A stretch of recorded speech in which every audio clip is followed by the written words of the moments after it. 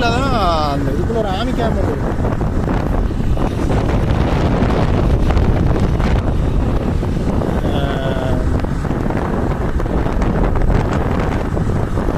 இந்த இடத்துல இதுக்குள்ள தான் வந்து அந்த உரம் தயாரிக்கிற ஒரு ஃபேக்டரி ஒன்று இருக்கணும்.